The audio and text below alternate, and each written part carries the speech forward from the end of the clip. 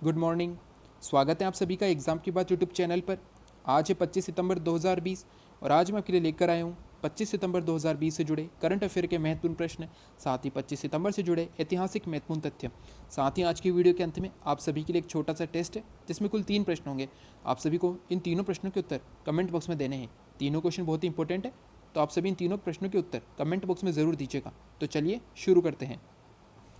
सबसे पहले कल की वीडियो का सवाल। कल की वीडियो के अंत में आपसे एक सवाल पूछा गया था कि इटालियन ओपन टेनिस टूर्नामेंट 2020 किस खिलाड़ी ने पहली बार जीत लिया है। तो हाल ही में हुए हैं इटालियन ओपन टेनिस टूर्नामेंट 2020 का खेल, ठीक है दोस्तों, और इसे जीता है पहली बार सिमोना हालेप ने। यह है सिमोना हालेप जो कि रोमानिया की टेनिस प्लेयर है। आपको याद रखना है, सिमोना हालेप है रोमानिया की टेनिस प्लेयर, और अब इन्होंने इटालियन ओपन टेनिस टूर्नामेंट 2020 का खिताब जीता है पहली बार। ठीक है दोस्तों, तो इंपॉर्टेंट क्वेश्चन है और आपको याद रखना है। वही बात करें कल के टेस्ट की, तो कल के टेस्ट का पहला प्रश्न था, नालंदा विश्वविद्यालय की स्थापना किनके शासनकाल में हुई थी। तो नालंदा विश्वविद्यालय की स्थापना हुई थी कुमार गुप्त प्रथम के शासनकाल में। कुमार गुप्त प्रथम ये गुप्त वंश का शासक हुआ था। ये चंद्रगुप्त द्वितीय का पुत्र था। आपको याद रखना है, चंद्रगुप्त द्वितीय का पुत्र था कुमार गुप्त प्रथम, और इसी के शासनकाल में नालंदा विश्वविद्यालय की स्थापना हुई थी। वही मैंने आपको बताया था कि गुप्त वंश का संस्थापक कौन था। तो गुप्त वंश का संस्थापक था श्रीगुप्त। ठीक है दोस्तों, तो आपको ये भी याद रखना है, गुप्त वंश का संस्थापक था श्रीगुप्त, और इसी के वंश में हुआ था कुमार गुप्त प्रथम, जिसने नालंदा विश्वविद्यालय की स्थापना की थी। इंपॉर्टेंट क्वेश्चन है और आपको याद रखना है। क्वेश्चन नंबर 2 था, सिख धर्म के 5वें गुरु गुरु अर्जुन देव जी को किस शासक ने फांसी दी थी। तो सिख धर्म के 5वें गुरु हुए थे गुरु अर्जुन देव जी। इनसे जुड़ा आपको इंपॉर्टेंट फैक्ट याद रखना है कि इन्होंने 1585 में अमृतसर के स्वर्ण मंदिर की स्थापना की थी, जिसका निर्माण कार्य 19 वर्षों में पूरा हुआ था 1604 में। ठीक है दोस्तों, तो आपको याद रखना है, सिख धर्म के 5वें गुरु हुए गुरु अर्जुन देव जी।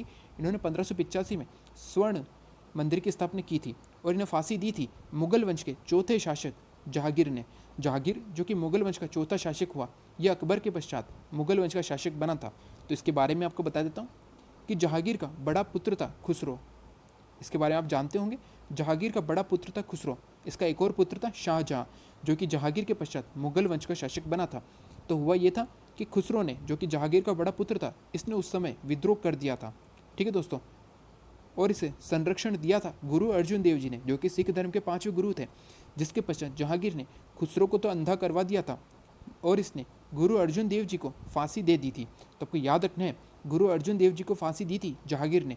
इंपॉर्टेंट क्वेश्चन है और बहुत बार एग्जाम में आया हुआ है। ठीक है दोस्तों, तो आप याद रखिएगा, सिख धर्म के 5वें गुरु गुरु अर्जुन देव जी को जहांगीर के द्वारा फांसी दी गई थी। क्वेश्चन नंबर 3 था, चीनी का कटोरा किस देश को कहा जाता है। तो चीनी का कटोरा कहा जाता है क्यूबा को। तो आप याद रखिएगा कि क्यूबा को चीनी के कटोरे उपनाम से जाना जाता है। अगर बात करें क्यूबा की, तो क्यूबा उत्तरी अमेरिका और दक्षिणी अमेरिका के मध्य एक छोटा सा द्वीप है। यह है उत्तरी अमेरिका और यह दक्षिण अमेरिका, इन दोनों के मध्य स्थित है क्यूबा द्वीप, और क्यूबा को कहा जाता है चीनी का कटोरा। तो ये थे 24 सितंबर के टेस्ट से जुड़े तीनों इंपॉर्टेंट क्वेश्चन बहुत ही इंपॉर्टेंट है और आप याद रखिएगा और आप इन्हें नोट कर सकते हैं। वही बात करें 25 सितंबर से जुड़े महत्वपूर्ण तथ्य की, तो 25 सितंबर से जुड़ा एकमात्र महत्वपूर्ण तथ्य है, 25 सितंबर 1524 को वास्को डिगामा आखिरी बार वाइसराय बनकर भारत आया था। जैसा कि आप जानते कि भारत आने वाला पहला यूरोपियन कौन था, वो था वास्को डिगामा, जो कि 1498 में भारत आया था। इसके बारे में आपको बताया था कि 1498 में वास्को डिगामा भारत के केरल राज्य के कालीकट नगर पहुंचा था व्यापार के उद्देश्य से। यह व्यापारी था पुर्तगाल का। ठीक है दोस्तों, तो आपको याद रखना है, वास्को डिगामा भारत आने वाला पहला यूरोपियन था।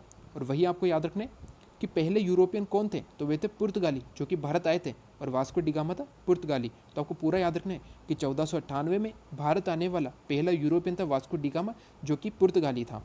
इंपॉर्टेंट फैक्ट है और मैंने आपको बहुत बार बताया है, तो आप इसे याद रखिएगा।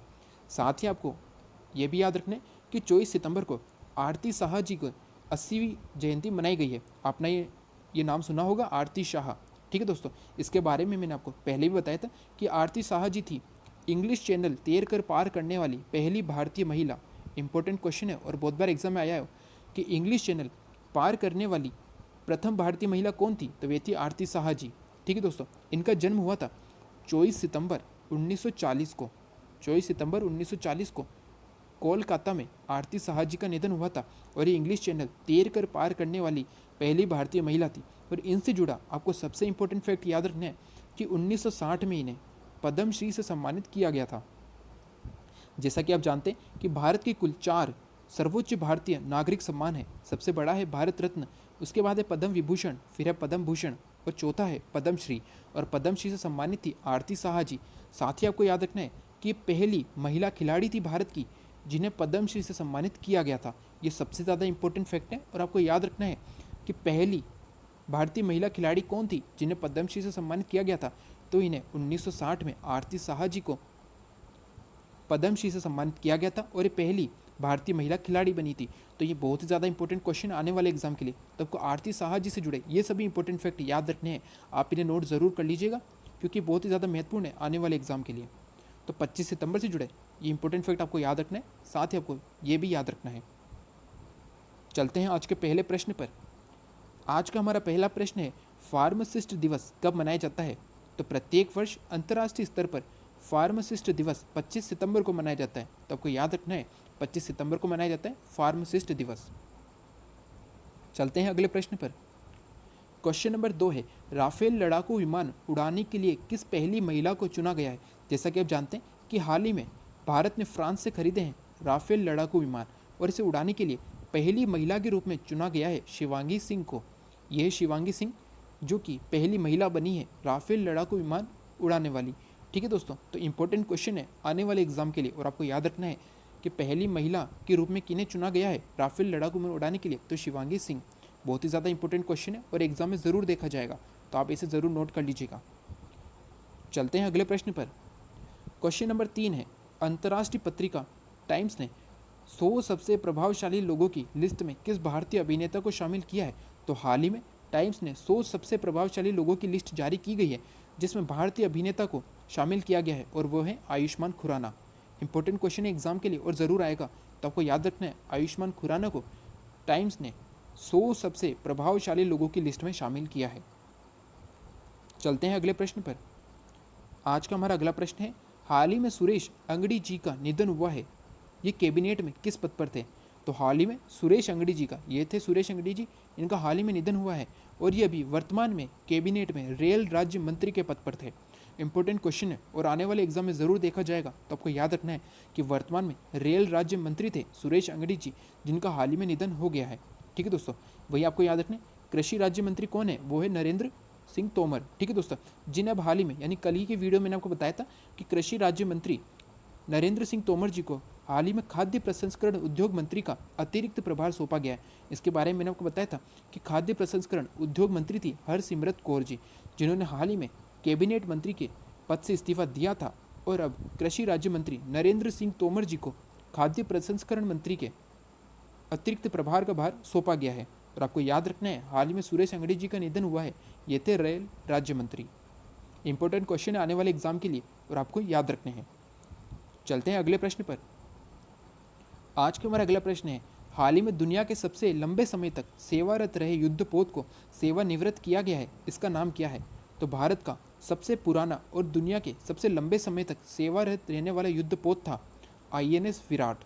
ठीक है दोस्तों, और अब इसे सेवानिवृत्त किया गया है। तो आपको याद रखना इंपॉर्टेंट क्वेश्चन है कि दुनिया के सबसे लंबे समय तक सेवारत रहा था INS विराट और अब इसे सेवानिवृत्त किया गया है और ये भारत का युद्धपोत था। ठीक है दोस्तों, INS विराट, आपको नाम याद रखना है। चलते हैं अगले प्रश्न पर। आज का हमारा अगला प्रश्न है, हाल ही में विश्लेषणात्मक कोच क्रिस सिरिलो ने अपने पद से इस्तीफा दिया है, ये किस खेल से संबंधित हैं? ठीक है दोस्तों, तो भारत के विश्लेषणात्मक कोच थे क्रिस सिरिलो, ये हॉकी खेल के विश्लेषणात्मक कोच थे और अब हाल ही में इन्होंने हॉकी खेल के विश्लेषणात्मक कोच के पद से इस्तीफा दे दिया। जैसा कि आप जानते हैं कि कुछ दिनों पहले क्वेश्चन आया था कि हाल ही में डेविड जॉन ने इस्तीफा दिया था, वे भी हॉकी खेल से संबंधित थे, डेविड जॉन। ठीक है दोस्तों, और अब इस्तीफा दिया है विश्लेषणात्मक कोच क्रिस सिरिलो ने। ठीक है दोस्तों, तो आपको याद रखना है इन दोनों ने हॉकी खेल से पद से इस्तीफा दिया है। तो ये थे 25 सितंबर से जुड़े करंट अफेयर के कुछ महत्वपूर्ण प्रश्न। आपको ये सभी क्वेश्चन याद रखने हैं और आप चाहे तो इन्हें नोट कर सकते हैं। तो चलते हैं आज के टेस्ट वीडियो पे।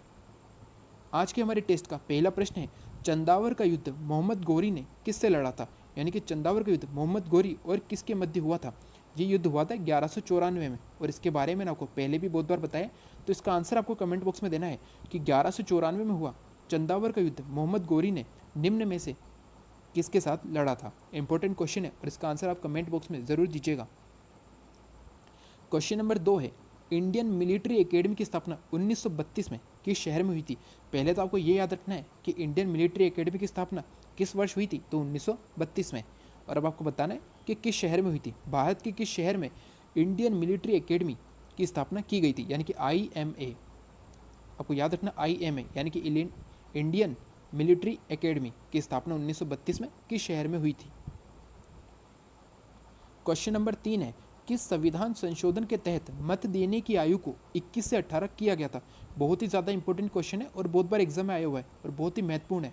तो इसका आंसर आपको कमेंट बॉक्स में देना है कि वो कौन सा संविधान संशोधन था जिसके तहत मत देने की आयु को 21 से घटाकर 18 किया गया था। तो इसका आंसर आप कमेंट बॉक्स में ज़रूर दीजिएगा, बहुत ही ज़्यादा इंपॉर्टेंट क्वेश्चन है। तो ये है 25 सितंबर का टेस्ट वीडियो। तो ये तीनों क्वेश्चन इंपॉर्टेंट है, तो आप इन तीनों के आंसर कमेंट बॉक्स में ज़रूर दीजिएगा। तो चलते हैं आज के सवाल पर। आज की वीडियो का सवाल है, DRDO ने ओडिशा के बालासोर में किस मिसाइल का सफल परीक्षण किया है। इसके बारे में मैंने आपको कल की वीडियो में बताया था। तो इसका आंसर आपको बताना है कि DRDO ने ओडिशा के बालासोर से किस मिसाइल का सफल परीक्षण किया है, और इस मिसाइल को नाम दिया है पृथ्वी 2। आपको ये भी याद रखना है कि इस मिसाइल का नाम रखा गया है पृथ्वी 2। ठीक है, तो अब आपको बताना है इन चारों में से इस मिसाइल का जिसका सफल परीक्षण किया है DRDO ने ओडिशा के बालासोर से। तो इसका आंसर भी आप कमेंट बॉक्स में ज़रूर दीजिएगा। तो ये थे 25 सितंबर से जुड़े करंट अफेयर के कुछ महत्वपूर्ण प्रश्न, 25 सितंबर का ऐतिहासिक महत्वपूर्ण तथ्य, साथ ही आज का टेस्ट वीडियो और आज का सवाल। तो आज के टेस्ट के क्वेश्चन और आज के सवाल का आंसर आप कमेंट बॉक्स में ज़रूर दीजिएगा। साथ ही अगर आज का वीडियो अच्छा लगा हो तो लाइक एंड शेयर ज़रूर करें। साथ ही वे सभी जो आज चैनल पर नए हैं उन्हें वीडियो अच्छा लगे, उपयोगी लगे तो सब्सक्राइब करना न भूलें। साथ ही बेल आइकन ज़रूर दबाएं जिससे कि आने वाले वीडियो की तुरंत जानकारी आपको मिल सके। Thank you.